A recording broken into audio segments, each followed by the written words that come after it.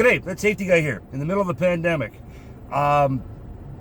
We're into week 3, I guess, especially on construction sites, at least here in Ontario. The mania seems to be subsiding a little bit, and it's a sense of normalcy is taking over. Hand sanitizer, lots of it on sites. Guys social distancing or personal distancing while they're working. Lunch rooms are expanding so they can get more tables, so that guys can be farther and farther apart when they're eating lunch or they're on their breaks. I've noticed that site offices are being cleaned to within an inch of their life. I don't think I've ever seen site offices and bathrooms and bathroom trailers so clean ever.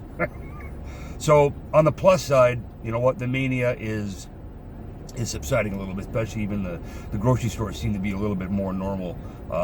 Toilet paper, oddly enough, is back in stock, which is such a weird commodity, however. But what I do have a question about, and I find it very, very interesting. So I've been preaching from the Book of Green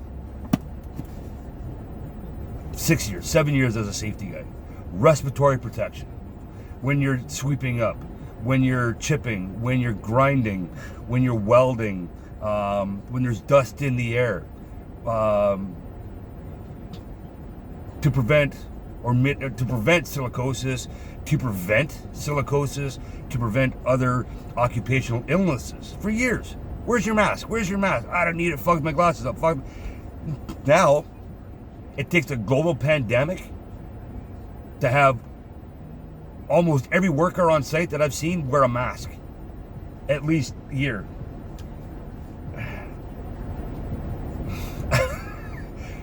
For years, we've been preaching from this book, respiratory protection. You know, follow the manufacturer's recommendations, and on and on and on. WSIB, Workplace Safety, Health and Insurance Board here in Ontario, OSHA in the States. We've been preaching respiratory protection for years. When you're chipping and you're doing these high dust tasks. But now it takes a global pandemic for just about everybody to start wearing a mask to the point where we can't find them anymore.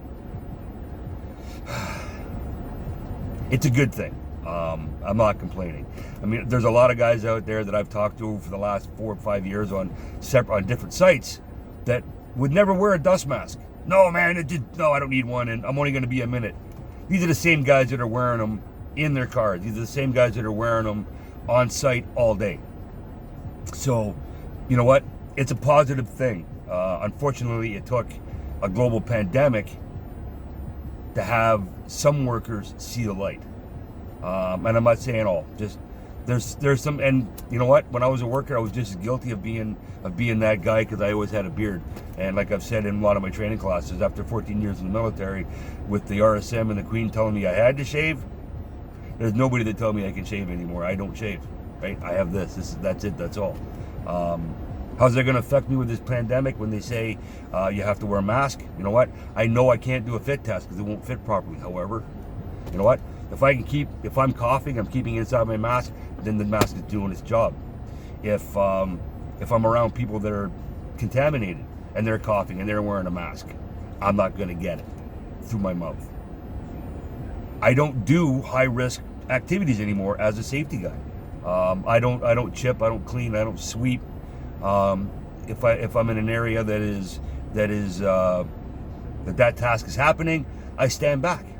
If I need to talk to the worker, I stop them when I bring that worker out and we have a conversation. If not, I just observe. So, but I'm glad. I'm glad that at least more workers are wearing respiratory protection while they're doing these high risk tasks or these dusty tasks for silica. Obviously, law couldn't do it. Safety guy couldn't do it. Safety professional couldn't do it. But it took a global pandemic. But at least they're wearing them. So, thanks.